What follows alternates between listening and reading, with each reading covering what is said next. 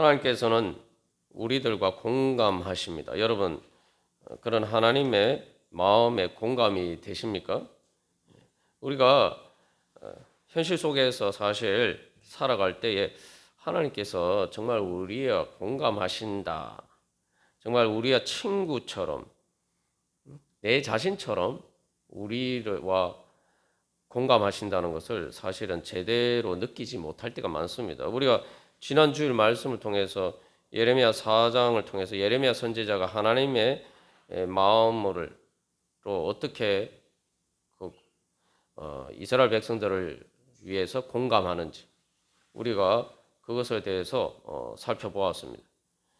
그러나 사실 그 예레미야 4장에서 우리가 나누는 4장 18절에서 20절까지의 그런 예레미야가 성령의 감동으로 하나님께 공감한 그것들이 사실 현실적으로 또 우리에게 잘 피부로 와닿지 않을 때가 많습니다. 뭐 여러 가지 이유가 있지만 그 이유를 한번 우리가 살펴보면은 첫 번째로 우리의 삶이 너무 안일해서 예레미야 선지자가 슬프고 아프다 이런 것들이 우리의 삶의 현실과 너무 동떨어진 것처럼 그렇게 생각될 때가 있습니다. 그러니까 우리의 현실의 삶에서 너무 안일하기 때문에 우리의 영적인 문제들을 보지 못하고, 그래서 한마디로 말하면 내가 예수님이 없어도, 내가 예수님 믿지 않아도, 예수님의 십자가가 필요 없어도 나는 잘 살아가는 것처럼 그렇게 생각되기 때문에 이 하나님의 우리를 향하신 그 공감은 거리가 먼 것으로 느껴질 때가 많습니다. 이러한 문제들은 결국은 하나님이 공감 못하시는 것이 아니라 우리가 하나님께 공감 못하는 거죠. 그래서 오늘 이사야 42장 16절 말씀에 맹인이 나오는데 우리의 영적인 눈이 어두워서 보지 못하고, 또 우리가 읽은 본문의 말씀 뒤에 보면은 20절에서 많은 것을 볼지라도 유의하지 않으면 귀가 열려 있을지라도 듣지 아니한도다. 그래서 정말 보지도 못하고 듣지도 못하는 것처럼 우리가 그렇게 영적으로 둔감해서 그럴 수가 있습니다. 또 우리의 삶이 너무 힘들 때에는 반대 현상이 나타나요. 뭐냐면은 우리의 삶의 그런 현실의 어려운 상황 때문에 그것들이 마치 파도처럼 우리를 엄습해서 우리가 그 절망 속에 휩싸여 있어서 그 걱정과 근심과 두려움과 공포에 휩싸여 있어서 하나님이 또 보이지 않는다 이 말이죠. 그렇기 때문에 정말 아무도 내 이 고통에 공감해 주지 못하는구나. 정말 외롭다. 그래서 하나님이 또 가까이 계신 게 아니라 저 멀리 계신 것처럼 전혀 나의 고통에 공감해 주지 않으시는 것처럼 우리가 또 그렇게 느낄 때가 많습니다. 그리고 세 번째로 또 그렇게 힘든 상황이 있고 그래서 기도할 때는 또 다른 의미에서 이 하나님이 멀게 느껴진단 말이에요. 왜냐하면 내가 기도하면 하나님이 응답을 해 주셔야지. 하나님께서 왜 행동하시지 않는가? 하나님께서 내 기도에 귀 기울이시지 않는가? 하나님 능력도 있으신데 왜 내 문제를 해결 안 해주시는가? 이게 하나님께 원망스러운 마음이 들고, 그래서 하나님 마치 방관자처럼 저 멀리서 그냥 구경하시는 것처럼 관망하시는 것처럼 그렇게 느껴질 때가 또 있습니다. 어떤 경우든 오늘 이 말씀을 통해서 하나님께서 우리에게 말씀하시는 것은 하나님께서 우리에게 공감하지 않으시는 게 아니라 우리가 영적인 눈이 어두워져 우리의 영적인 감각이 둔해져서 우리와 공감하시는 하나님과 우리가 공감하지 못한다는 것을 보여주고 있죠. 그래서 우리가 이 하나님과 공감하지 못하면은 하나님은 너무 거리가 멀게 느껴져요. 하나님은 저 하늘 위 하늘에 계셔서 나와 무관하신 분처럼 느껴집니다. 그런데 여러분, 성탄절을 우리가 기다리면서 또 성탄절 예배를 드리면서 우리가 예수님이 이 땅에 오셨음을 고백합니다. 그것은 무엇을 의미합니까? 하나님은 저 하늘 위 하늘에 계신 분이 아니라 우리와 공감하셔서 직접 우리를 찾아서 내려오신 분이다. 바로 그것을 믿는 것이 예수님 믿는 거예요. 그러면은 우리가 그런 예수님을 믿으면서도 왜 우리는 그 하나님의 그런 마음을 공감하지 못하는가?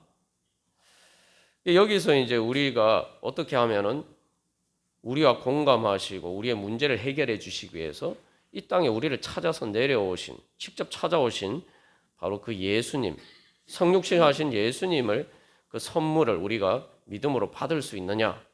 이제 그 문제가 우리에게 주어져 있죠. 그래서 여기서 우리가 질문할 것은 예수님은 그러면은 도대체 왜 이 땅에 내려오셨냐? 우리가 이제 고백하는 것은 예수님은 그냥 나사렛 예수 인간이 아니라 성자 하나님께서 바로 이 땅에 성육신 하신 분이다. 말 그대로 하늘 위 하늘, 가장 행복한 그곳에서 그 모든 것을 내버려 두시고 이 땅에 가장 낮은 곳에 구유해 오시고 뿐만 아니라 십자가의 고통을 통해서 죽음까지 그리고 무덤에까지 지옥에까지 우리 인간이 어떻게 보면 겪을 수 있는 모든 고통의 가장 극단적인 가장 깊은 고통의 자리까지 예수님께서 찾아오셨다. 그럼 어떻게 그것이 가능한 것인가? 도대체 하나님의 마음이 어떤 것인가? 우리가 다시 한번 그 주님의 마음을 보기를 원합니다. 말씀을 통해서 우리가 그 주님의 단순히 귀로 듣는 것이 아니라 우리가 지난주 나눈 것처럼 예레미야 선지자가 하나님의 말씀을 통해서 영적인 감각을 통해서 들었을 때 그것이 단순히 귀로 들리는 게 아니라 마음의 벽을 울리고 그래서 정말 온몸 존재 전체로 떨릴 수밖에 없는 바로 그렇게 우리가 이 땅에 오신 예수님의 공감하게 되면은 우리가 가장 기쁜 성탄절을 맞이할 수가 있을 것입니다. 그래서 하나님께서 우리가 공감하신다고 할 때 하나님께서는 최악의 극단적인 고통을 경험하시는 분이십니다. 예수님을 통해서 실제로 그것을 보여주셨죠. 우리가 지난 주에 예레미야 4장 19절에서 예레미야 선지자가 내 마음 속이 아프다라는 구절에 대해서 우리가 살펴보았습니다만 내 마음속이 마음의 벽이 아프다, 심장이 아프다. 근데 여기 아프다라고 이 번역된 말은 이 흥미로운 것은 이 히브리어 단어는 아프다라는 말도 쓰이는데 고통스럽다는 말로도 쓰이는데 이게 해산한다라는 말로도 써요. 해산한다는 말로 쓰일 뿐만 아니라 하나님의 창조에 하나님께서 세상을 창조하신 것을 창조에 대해서도 똑같은 단어가 쓰여져. 이것은 이 아픔은 그래서 쉽게 말하면은 해산의 고통과 같은 그런 고통이라는 거죠. 근데 여러분 해산의 고통에 대해서 이제 성경에 여러분 그 구약 성경 읽어보시면 여러 곳에 이게 등장합니다. 해산의 고통은 인간이 겪을 수 있는 가장 극단적인 고통이에요. 인간이 이 땅에서 살면서 겪을 수 있는 제일 큰 고통이 두 가지가 있는데 의학적으로 보면 이제 여자가 해산할 때 겪는 고통과 그리고 말기 암 환자가 그 암 때문에 죽어갈 때 그 죽는 순간에 마지막에 겪는 고통 이 두 가지가 고통의 정도가 비슷하고 그것이 인간이 겪을 수 있는 가장 극한의 고통이라고 합니다. 뭐 오늘날 우리는 뭐 여러 가지 의학적인 처치 시술 때문에 우리가 그것을 경험하지 못하지만 제대로 경험하지 못하지만 그러나 사실 많은 오늘날 뭐 이 많은 어머니들이 또 그런 해산의 고통을 경험하고 있죠. 그래서 이것은 말 그대로 이 죽느냐 사느냐는 고통입니다. 우리가 지난번에 뭐 베냐민과 관련해서 나누었습니다만 베냐민은 예전에는 그래서 해산하다가 죽는 사람들이 산모들이 종종 있었죠.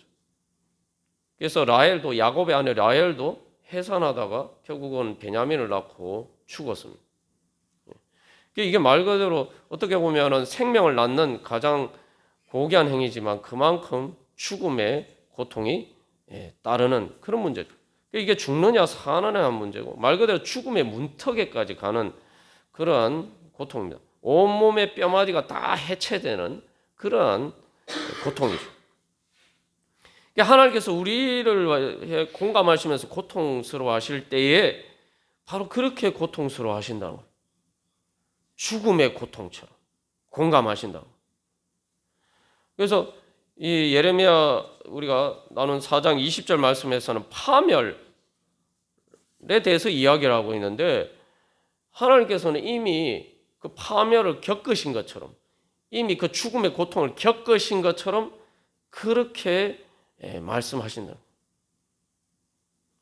우리가 그래서 내가 고통스러울 때 주님께서 내 고통에 뭐 공감하시겠나?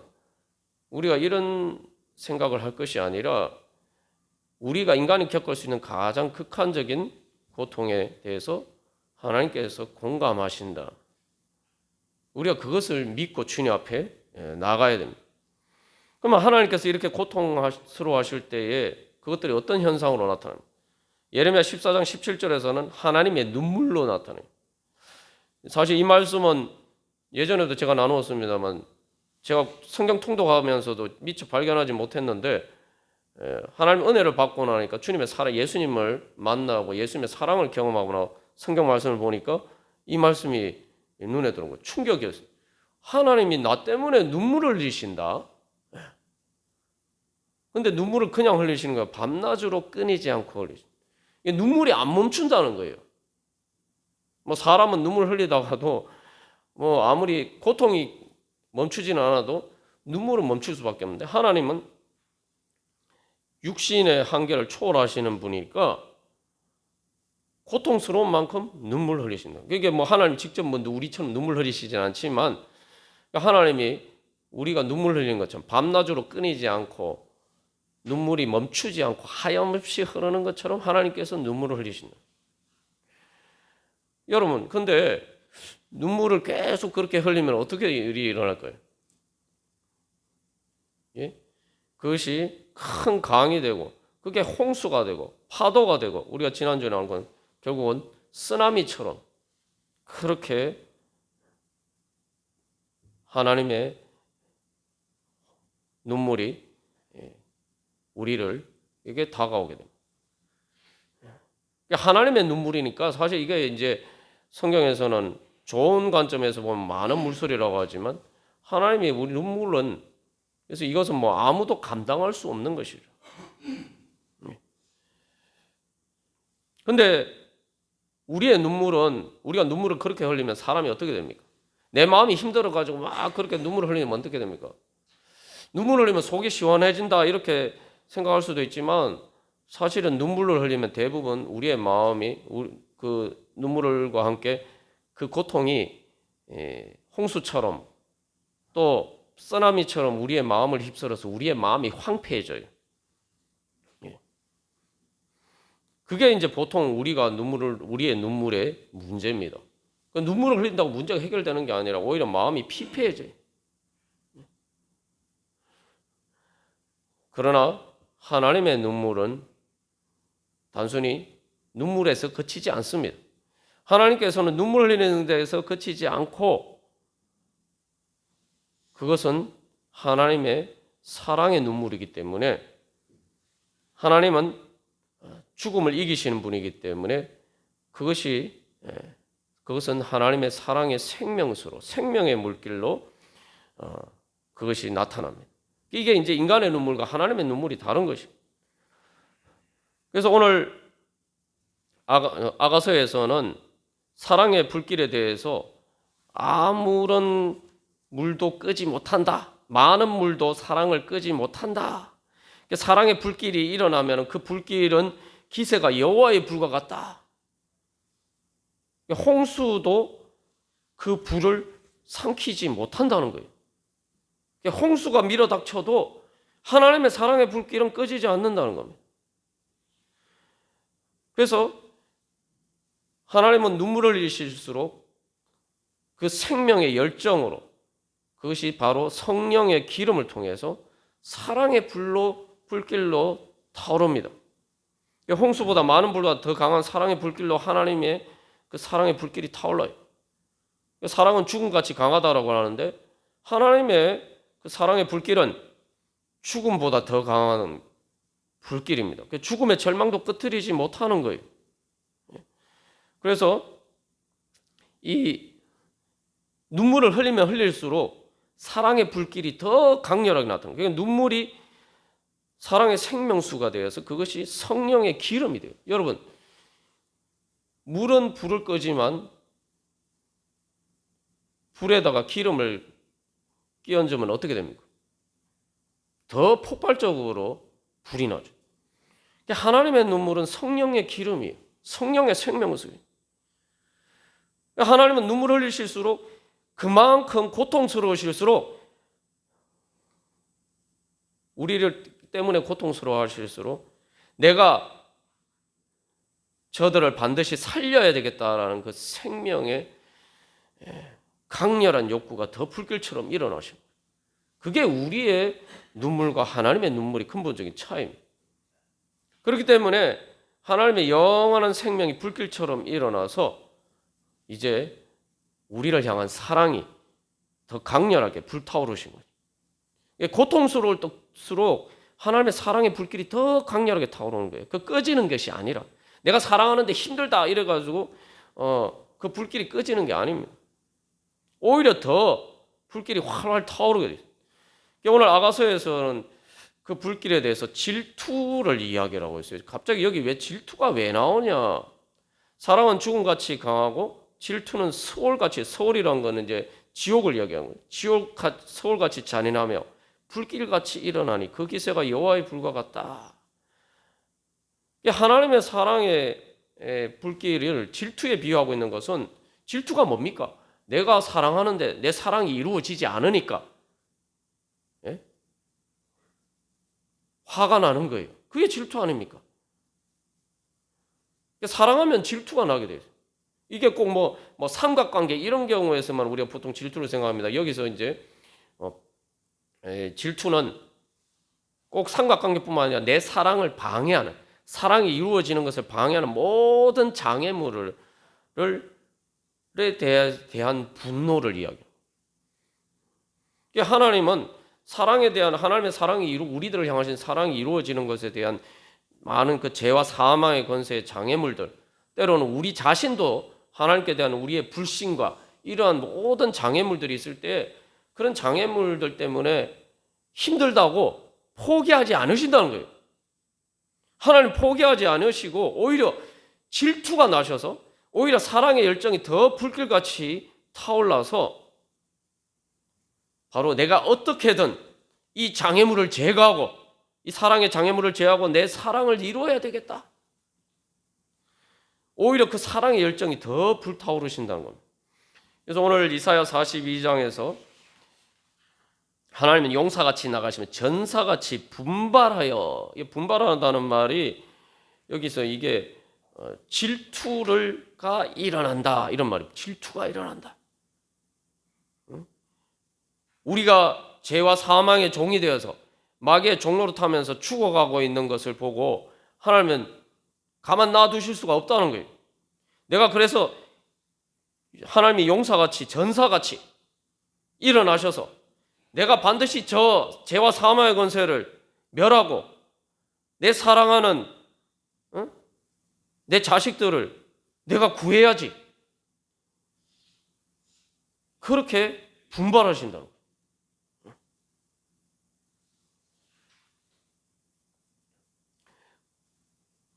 그래서 그것은 에 대해서 이제 이사야 49장 15절에서도 자기가 여인이 그 젖 먹는 자식을 어찌 깼느냐?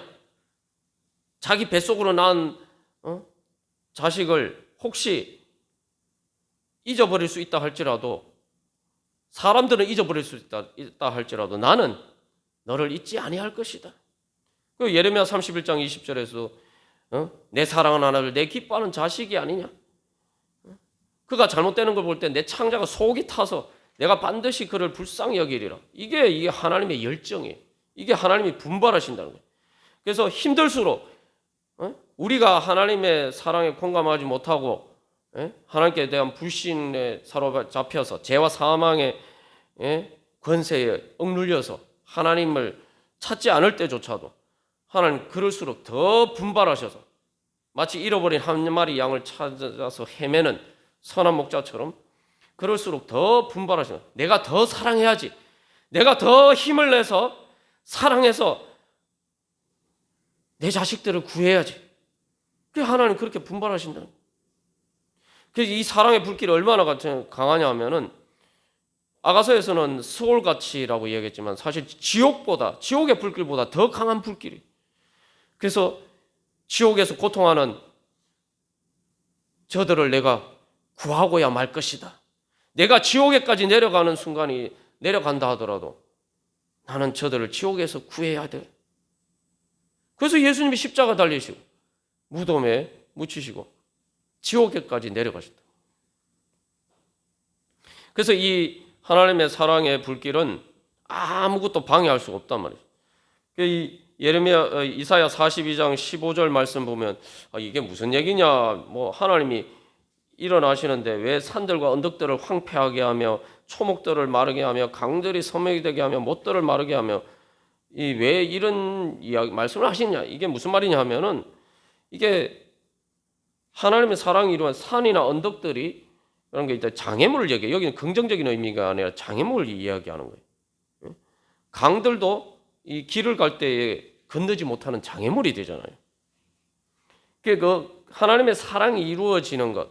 그래서 이스라엘 백성들 하나님의 백성이 하나님께로 나오고 또 하나님이 그들을 찾아가시는데 장애물이 되는 모든 것들을 다 하나님 심판하시고 제거하실 것이고. 강들이 섬이 된다는 건 이제 강이 이제 마르면은 예전에는 강 속에 잠겨 있었던 부분이 나타나면서 이제 섬 같은 것들이 이제 나타날 수도 있고. 이게 결국 홍해가 갈라지는 것을 같은 그런 의미죠. 하나님께서는 그래서 단순히 사랑의 열정이 불타오르실 뿐만 아니라 내가 기어코 이기고야 말 것이다. 그래서 이사야 42장 13절 마지막에 뭐라고 하냐면 그 대적을 크게 치시리로다. 이건 단순히 크게 친다는 게 크게 이긴다는 얘기예요. 반드시 내가 승리하고야 말 것이다. 승리할 때까지 하나님 포기하지 않으신다. 포기하지 않으시고 투쟁하신다는 거예요. 그 사랑의 열정으로. 그래서 그 하나님의 사랑의 불길은 엘리야가 갈멜산에서 내려온 불과 같은 거죠. 엘리야가 갈멜산에서 그 하나님의 불이 내렸어요. 어떤 일이 일어났습니까? 그 하나님의 불길이 또랑에 물을 채워놨는데 제단 주위로 채운 물을 다 핥아버려서 물이 없어졌어요. 심지어 돌과 흙까지 다 태워버렸어요. 그게 하나님의 사랑의 불길. 그 어떤 장애물도 우리 마음 안에 있는 마치 그 하나님 앞에서 차가운 냉담한 우리의 마음 그리고 하나님 앞에서 사랑을 느끼지 못하게 만 돌과 같은 그러한 우리 마음조차도 하나님 다 녹이실 때까지 끝까지 포기하지 않고 하나님께서 싸우시겠다는 겁니다. 그래서 반드시 승리할 것이다. 그래서 하나님의 공감은 단순한 공감이 아닙니다. 단순한 감동이 아니에요. 우리가 감동이라고 얘기하면 좁은 의미에서는 감정이 움직이는 거예요. 하나님의 공감은 성령의 감동인데 성령의 감동은 지난주에 우리가 나눈 것처럼 예레미야 선지자가 실제로 몸이 아프고 그래서 막 몸이 온 전체가 막 떨리는 것처럼 바로 성령의 감동은 하나님의 공감은 바로 행동하는 공감입니다.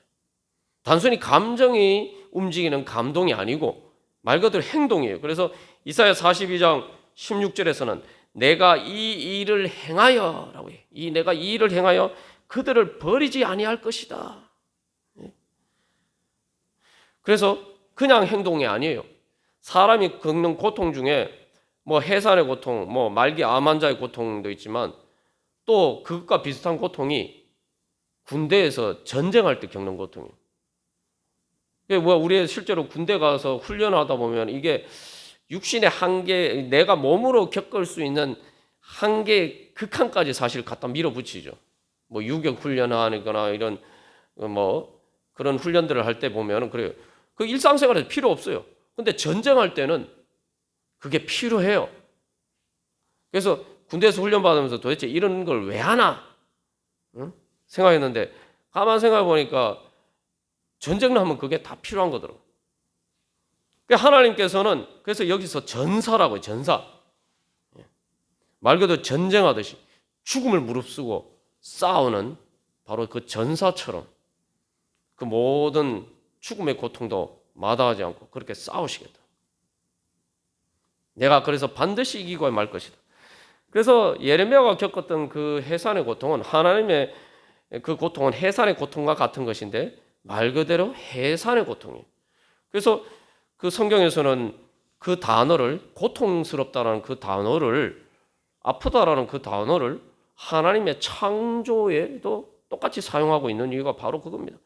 그 해산의 고통은 그냥 고통이 아니죠. 해산의 고통은 그 고통을 사랑의 에너지로 바꾸는 거예요. 사랑의 능력으로 바꾸는 거예요. 말 그대로 생명을 낳는 고통이에요. 그래서 그 눈물이 떨어져서 자궁의 가장 깊은 곳에 도달해서 해산할 때 그 자궁에서 고통이 이제 산통이 오잖아요. 바로 그런 것처럼 하나님께서는 이제 생명을 낳으시게 새 창조를 하시기 위해서 우리를 구원해 주시기 위해서 그 모든 고통을 감수하시겠다. 그래서 예수님께서 이 땅에 내려오신 겁니다. 하나님께서 성자 하나님께서 인간으로 그것도 가장 낮은 구유에 정말 연약한 갓난 아기로 그렇게 이 땅에 내려오신 것은 이게 그냥 내려오신 게 아니에요. 하나님이 내려오신 것이니까 말 그대로 어떤 홍수나 파도나 쓰나미보다 더한 말 그대로 하나님의 온 존재 전체로 이 땅에 내려오신 거예요. 그게 바로 성탄절입니다. 그게 예수님께서 이 땅에 우리를 찾아오신 거예요. 누군가를 사랑해서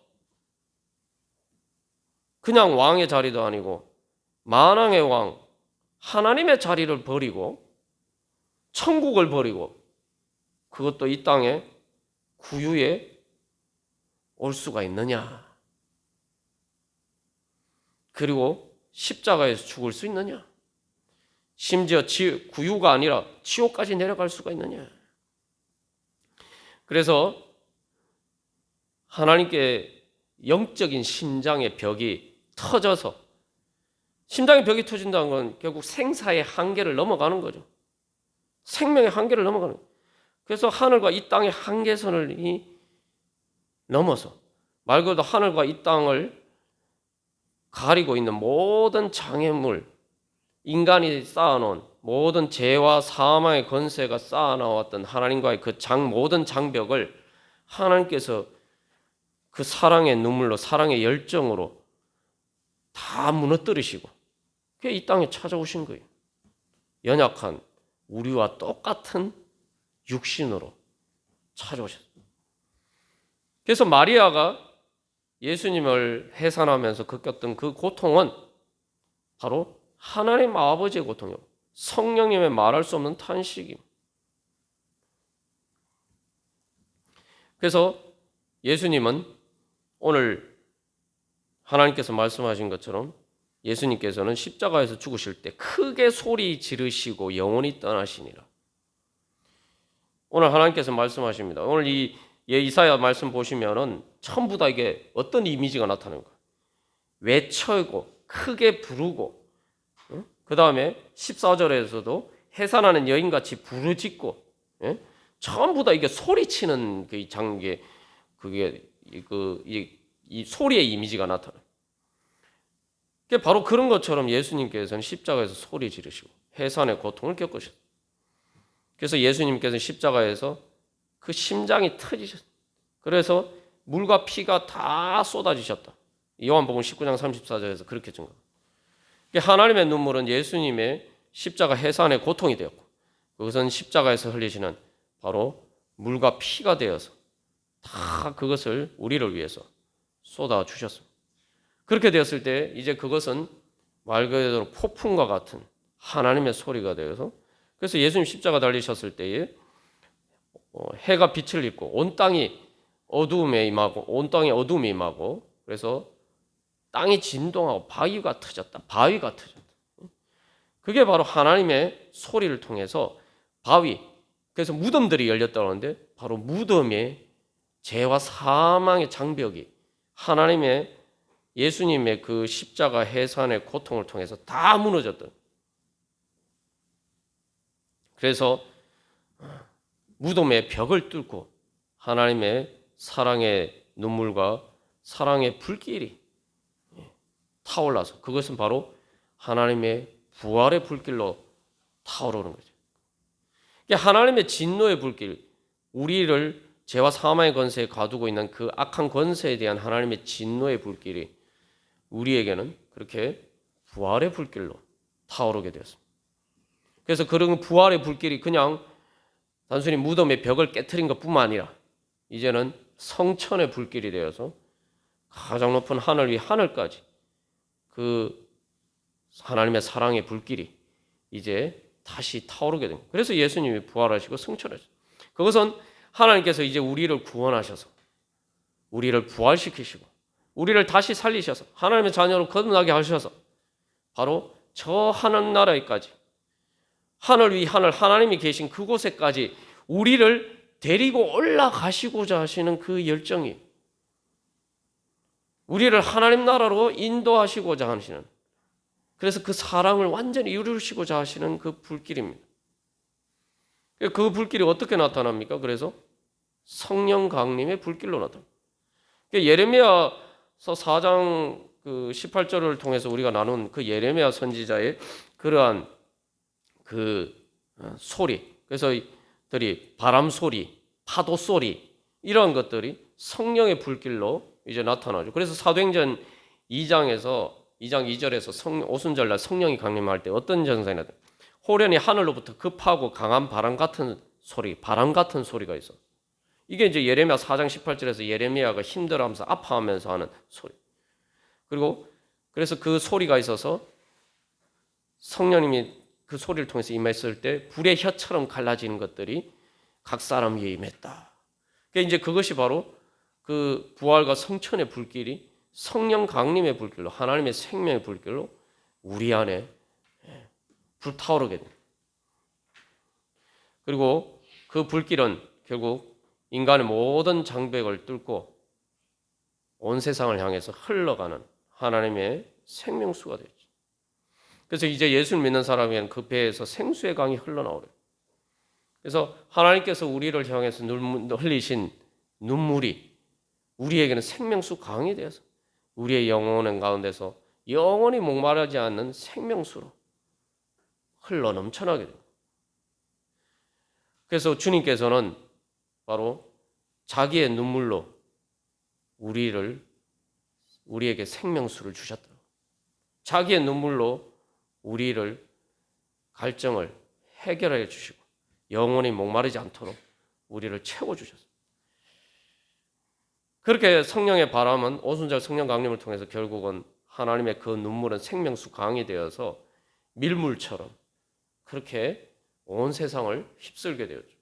그래서 성경에서는, 구약 성경에서는 예언하기를 하나님을 아는 지식이 물이 바다를 덮은 같이 여호와의 영광을 인정하는 것이, 하나님을 아는 지식이 온 세상에 충만할 것이다. 그래서 오늘날 바로 그 결과로 우리가 오늘 주님 앞에서 예배하고 또 주님의 임재를 소망하면서 이 대림절을 기다리고 또한 성탄절을 주님을 찬양하면서 예배하는 것입니다. 이렇게 하나님께서 우리에게 다가오실 때에 우리의 마음은 어떠합니까? 이 성탄절에 예수님께서 이 땅에 오셨다라고 할 때에 바로 우리는 그 예수님이 이 땅에 오신 것을 통해서 하나님께서 어떻게 우리에게 공감하시고 어떻게 그 눈물과 사랑의 불길로 해산의 고통을 통해서 우리를 낳으시고, 그것처럼 또한 오늘도 성령님께서 우리 안에서 말할 수 없는 탄식으로 우리가 완전히 자라서 바로 하나님 나라의 그 영광에 이를 때까지 주님께서는 오늘도 우리 가운데서 역사하시고 또 아직 우리가 불완전하고 연약한 부분들에 대해서 주님께서 애타하시면서 마치 엄마가 단순히 해산의 고통을 겪는 것으로 끝나지 않죠. 아이를 낳고 나면 사실 그때부터 또 여러 가지 힘든 과정들이 있어요. 아이를 양육하는 과정은 그 모든 과정처럼 성령님을 통해서 하나님께서는 오늘도 우리를 양육하시고 또 자라갈 수 있도록 우리와 함께 하십니다. 그래서 아이가 자라간다는 것은 사실은 이제 그 엄마의 고통이 어떤 것인지, 그러니까 내가 얼마나 그 엄마의 그 해산의 고통과 부모님의 그 양육의 그런 고통을 통해서 내가 존재하고 내가 지금 여기에 있다. 사실 이 내 존재의 가치가, 생명의 가치가 어떠한 것인지를 깨달아 알아가는 것이 바로 철이 들어가는 거예요. 그게 성장이에요. 그러니까 우리도 마찬가지입니다. 그러니까 우리의 문제는 내가 하나님께 공감하지 못할 때가 많아요. 우리가 너무 안일해서 내가 영적인 문제가 있음에도 불구하고 내 문제를 깨닫지 못하고 또한 내가 힘들 때에는 또 우리가 내 절망에 사로잡혀서 또 내 주님의 공감을 나와 공감하시는 주님을 바라보지 못하고 또 기도할 때에도 정말 하나님이 얼마나 나 때문에 고통스러워하신 그 주님을 만나지 못할 때가 많아요. 그 이유가 뭘까요? 오늘 성경 말씀을 보면 예수님이 이 땅에 우리를 찾아 내려오셨잖아요. 그 뭐 하나님이 공감 못하신다, 내 힘들 때 하나님 어디 계시냐 이렇게 이야기하지만 아니 예수님이 하신 것처럼 하나님이 더 이상 뭐 어떻게 공감합니까? 십자가 해산의 고통을 겪으시고 지옥까지 내려가셨는데 더 이상 어떻게 공감하십니까? 우리가 그 예수님을 만나야 돼. 이 땅에 찾아오신 내려 하늘 위 하늘에서 가장 낮은 이 땅에 찾아오신 그 예수님을 우리가 다시 만나야 돼. 저도 그래서 하나님 정말 야속합니다. 하나님 사실은 뭐 하나님이 잘못한 게 아니고 뭐 다 사람들이 잘못했고 내가 잘못했음에도 불구하고 이게 힘드니까 하나님한테 야속한 마음이 들고 내가 기도하는데도 하나님 응답해 주지 않는 거고 그래서 막 하나님께 원망하는 그렇게 기도를 했는데 예수님을 만나고 나니까 발견하게 된 것은 예수님께서는 내 자신보다 내 자신과 공감하시는 분이라는. 내가 내 힘든 것 때문에 고통스러워하는 것보다 주님께서는 더 고통스러워하십니다. 그래서 진짜 내 자신과 공감하는 것은 내 자신이 아니라 예수님이셨다는 거예요. 아무도 날 공감해 주지 못해서 외롭다고 생각했는데 아니에요. 하나님은 내 자신과 가장 공감하시는데 정작 내 자신에게 제대로 공감하지 못해. 진짜 내 자신에게 공감하지 못해. 영적으로 공감하지 못한다. 진짜 내 자신의 문제가 뭐냐. 내 영은 내 안에서 신음하면서 고통스러워하고 있는데 나는 전혀 모른다. 그래서 진짜 내 자신과 공감하는 그 하나님, 예수님, 그 예수님과 내 영은 그렇게 공감하고 있는데 정작 나는 공감하지 못하면서 오히려 예수님을 소외시키고 있어. 내 자신을 소외시키고 있어.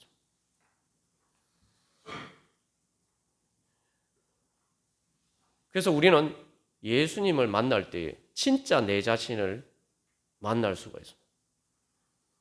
나의 자신과 공감하시는, 내 자신보다 더 내 자신과 공감하시는 그 예수님 안에서 우리는 진짜 내 자신을 발견할 수가 있어요. 내 자신을 찾을 수가 있어요.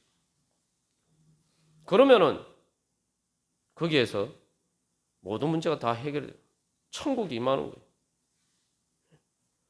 왜 예수님께서 성육신하시고 이 땅에 우리를 찾아오시고 왜 십자가를 지시고 그리고 왜 부활하셨는가? 그래서 우리 대림절 기간에 다시 한번 우리가 이 성탄절을 기억하면서 우리 자신보다 내 자신보다 더 내 자신과 공감하시는 그 예수님 만나기를 소망합니다.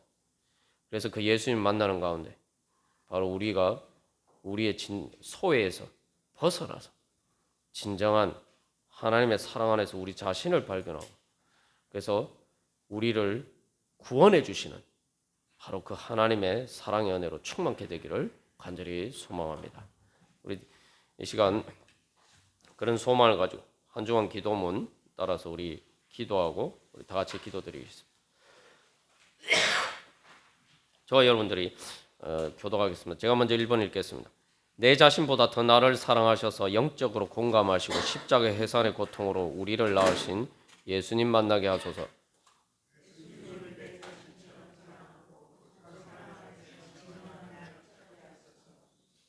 예수님의 눈물로 우리의 눈물, 죄, 부정, 상처를 깨끗이 씻겨 주소서.